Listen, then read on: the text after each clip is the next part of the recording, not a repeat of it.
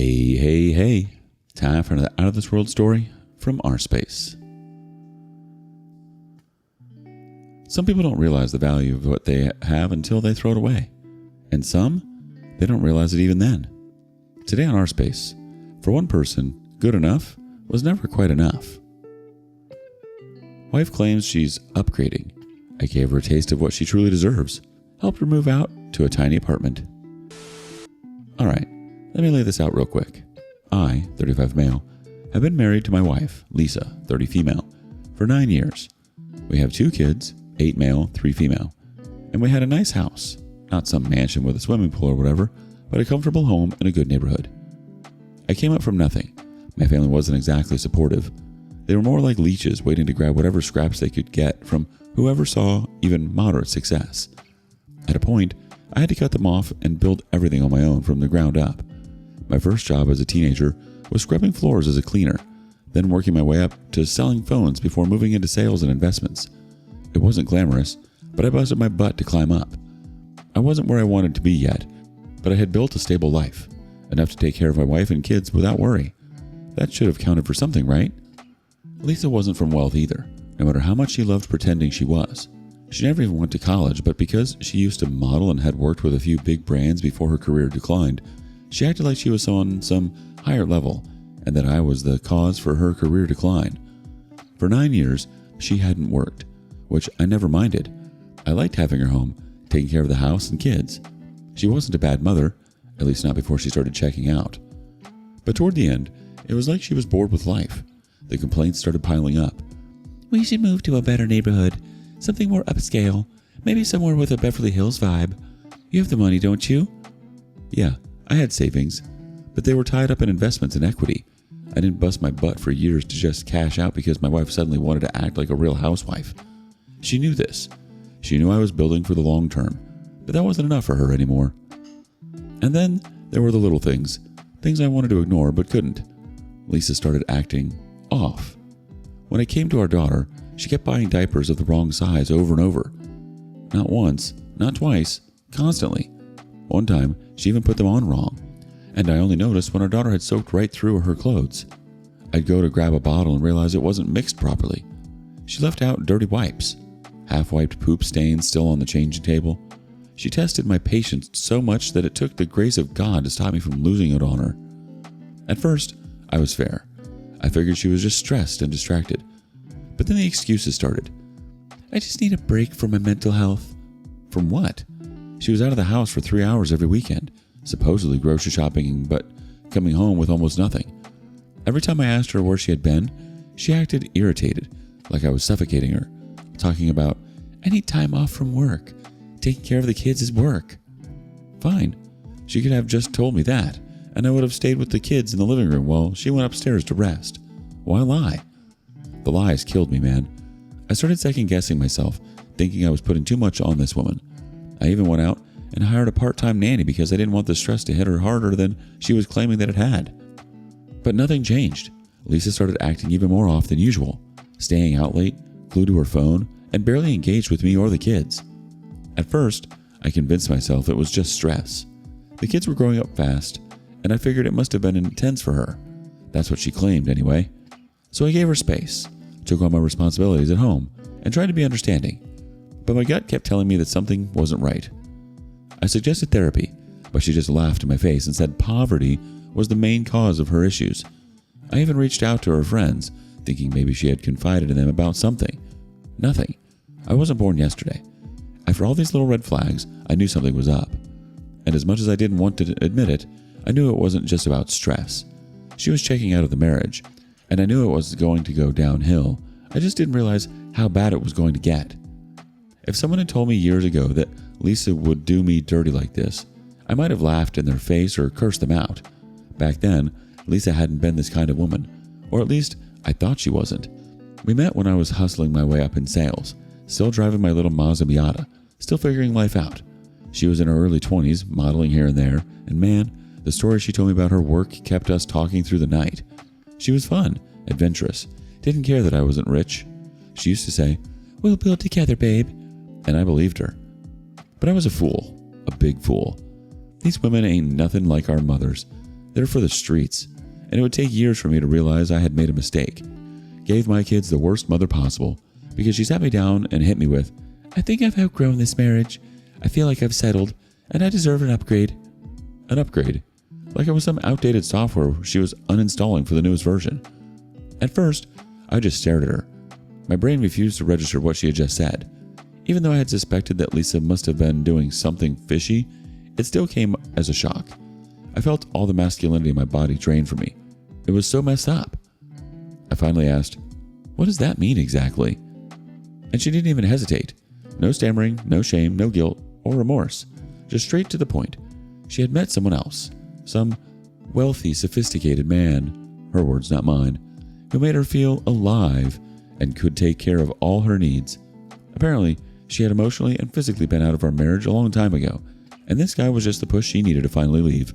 All because of money. I was doing well, but not well enough. These women aren't smart because they don't think long term. Those houses and the lifestyle she was pining and breaking her marriage for were just years away from coming to fruition. If she had just given it time, I know I would have made it big. It's not that there isn't money now, but it is not to the extent I want. So I just keep up pushing the profits. I get right back into more investments and just go by on my 9-to-5 salary. I sat there, numb. Not just from the betrayal, but from its sheer audacity. She wasn't apologetic. She wasn't regretful. She genuinely believed she was trading up, like I had just been a placeholder until something better came along. At first, I didn't react. Not because I didn't feel anything, but because I was connecting all the dots. All those nights she stayed out late, the sudden obsession with luxury, the way she barely engaged with me or the kids, the disinterest in her home, our life. I had suspected something was up, but I hadn't expected her to be this bold about it. She expected heartbreak. She expected me to beg her to stay, so I asked what I did wrong, to fight for her. But I wasn't about to give her the satisfaction. Instead, I just said, "All right, if you want out, I won't stop you." She looked surprised, like she had been hoping for some dramatic fight, but I wasn't about to perform for her. I asked her about the kids, and she brushed it off like they were an afterthought. "We can make the nanny full-time. I'll still pay some for their upkeep, but I won't really be around like that." That? That pissed me off more than the cheating. This was the same woman who used to cry if our son had a bad fever, and who used to say she wanted to be a hands-on mom. Now she's talking about her kids like they were a bill she could just send money for and call it a day. I told her I needed time to think, to process all this, but she wasn't trying to hear that. "No, I want a divorce now. I don't need anything from you. You're holding me back." The whole thing was just weird and way too sudden, so all I could say really was, "Okay." I wasn't about to go back and forth with her. The kids, I was sure, were already picking up on the tension in the conversation. She must have been caught off guard by how little I reacted. "I mean soon, like this month. I've already been talking with lawyers, and I need you to help with some of the finances to pay them." I actually laughed, out loud. "You need me to help pay the lawyers to help you divorce me? And then what? Pay you to be with the guy you're leaving me for?" When she couldn't answer, I just knew right then and there she needed to go. I wanted her gone. If I had to pay for her lawyers just to move her out of my house and get my mental peace back, so be it. I couldn't live with this woman anymore. And then came the real kicker. Lisa, in all her delusional confidence, actually assumed that meant she would be keeping the house. She figured since she was the one moving on, I'd be the one picking up and leaving, so she could settle into her new life comfortably. Yeah, no. This house? It was in my name. I had bought it before we got married. There were no shared expenses, and I made sure the mortgage was paid every month. Legally, it was mine, and I wasn't about to roll over and hand it to the woman who just told me I was obsolete. Lisa's attitude during this period was infuriating. She legit thought she had won. She walked around with this smug little expression like she had a life all figured out, like leaving me and the kids was her grand exit into a world of luxury and excitement. She'd go days and not tell me where she had gone, and I didn't ask either. And when she came back, she'd have expensive gifts for the kids and, thank God, many times would come with groceries in tow. My mom knew what was happening, so she was around to help me with the kids. But something hadn't sat right with me. I couldn't just let her ride off into the sunset with some mystery millionaire without at least knowing who the hell he was. So I did some digging. Lisa wasn't exactly discreet. She'd been spilling too much info to get me jealous or something, mentioning little things about her amazing boyfriend, where he traveled for business, what kind of cars he liked, and even the type of whiskey he drank. It wasn't much, but it was a start. And I knew her too well. I knew she'd use his real name in her contacts. So one evening, while she was still living in my house, I waited for her to fall asleep, then took her phone and found him, his name, his messenger profile, and his company name. That was all I needed.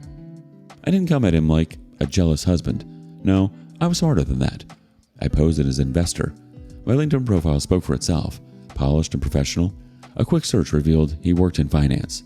So I sent him a message acting like a business owner looking for investment opportunities. Rich men love talking about their money, and I was right, since that got me through the door. A few days later, we were chatting. He was surprisingly talkative, confident, smooth, and eager to brag. I steered the conversation toward personal life and relationships. Just one successful man and a wannabe successful man in need of a mentor discussing the finer things in life. It didn't take long for this bum to start telling me personal information about himself. He was just like Lisa in a way. Both loved showing off and making others believe they had the finest things in life. From our chat, one thing became clear. He loved his wife and wasn't leaving her. He'd been married for over 20 years and had 4 kids, 2 already in college, and he had zero interest in leaving his wife. She was his life partner, the woman who raised his kids and handled his real responsibilities. So yeah, Lisa was just a distraction, a fun little escape. I casually mentioned that I was married too, but hinted at having a woman on the side. He laughed, real casual, like we were just shooting the breeze, and said how he loved women in their 20s, young, single, no baggage, no kids, just fun. I dang near choked. Had Lisa lied to him? Maybe she told him she was child-free, with no attachments. Because from his perspective, why the hell would he cheat on his wife with some divorced mother with kids? Where was the fun in that? I kept my cool, chatting along, even playing into it. Yeah, man, I get that. Women like to keep things fresh, huh? He laughed and agreed, and then our chat smoothly shifted back to talking about some new investment deal he was working on. But in that moment, I realized Lisa wasn't just delusional. She was stupid. She really thought this man was going to divorce his wife and build a life with her? Nah, and I was going to let her find out the hard way. Lisa wanted the divorce fast. She wasn't even interested in fighting over custody. In her mind, she was leveling up to bigger and better things. Bigger fish in the ocean, right? We settled out of court. It took about 3 months to get the whole process started and finished. She didn't contest custody. Half the time was fine for her. I'm sure she might have even liked less. She tried to get alimony, but I absolutely refused, and I did my best to convince her that there was no point with her wealthy soon-to-be boyfriend. Spousal support? Just a little, since she didn't have a job, but she wasn't too bothered about the whole deal. Why? Because she thought she was getting something better. She assumed she was just walking away with a bigger house, courtesy of her new man. So when she happily signed away all claims to my house, only being bought out for just a little bit, I smiled. Once everything was finalized, I told her, "All right, Lisa, time to move. Since the house is mine, you have to leave." Her face twitched. "What do you mean? Where am I supposed to go?" Not my problem, but I'm not a monster. I found her a modest 1-bedroom apartment on the other side of town. Nothing fancy, just a place that fit her budget now that she was so independent. I even helped her pack calmly and efficiently, without a single argument. The whole time, she kept looking at me like she couldn't believe I was being so cooperative. She expected drama. She expected me to be the one breaking down while she got to play the empowered woman upgrading her life. Instead, I smiled, handed her the last box and said, "Good luck with your upgrade, Lisa." Then I shut the door behind her, and I made my move. Once she was out of my house, I had one last thing to take care of. I messaged her boyfriend. We still had our chats ongoing the whole time. Told him exactly who I was. Sent him a voice note. "Hey man, just so you know, Lisa isn't some fun single woman. She's my ex-wife. She has 2 kids, and since we share custody, I'll be in her life for years. Just thought you should know since you don't like baggage." A few weeks passed, and then, surprise, surprise, her upgrade wasn't all she thought it would be. Turns out, Mr. Sophisticated dumped her. He didn't actually want a relationship with a mother of 2, and an ex-wife with children. He wanted a fun side piece. And now that Lisa had burned all her bridges, left her old life behind, and had nowhere else to go, he wasn't exactly rushing to play house with her. She called me last week, said she missed the kids, and wanted to talk. I let her see them, of course. They're innocent in all of this. But as for us, nah. You don't get to call our marriage a downgrade and then expect me to come crawling back when your upgrade treats you like an option. Enjoy your tiny apartment, Lisa. Hope it's everything you dreamed of. I'd love to say I feel nothing, but I'd be lying. I feel so pissed. Because the kids, they've been asking about their mom more and more these days, and I don't know what to do. Why do they have to go through all of this? For the little one, it might not hit her that much because she's still a baby, but my son cries all the time. I'm just tired, man. This is why I absolutely abhor cheating, because you're not only hurting your partner at the end of the day, the effects reach a lot farther than that. The way she didn't just leave you, but also the kids, like they were just part of the past she wanted to forget, is what really makes this so messed up. It's one thing to be selfish in a marriage, but to treat your own kids like they don't matter? That's cold. Honestly, I wouldn't be shocked to find out that this wealthy, sophisticated man she's upgrading to traded her in. It's only a matter of time. Thank you for joining us today on rSpace. Be sure to like and subscribe and hit that notification bell so you don't miss out on our next video. See you next time.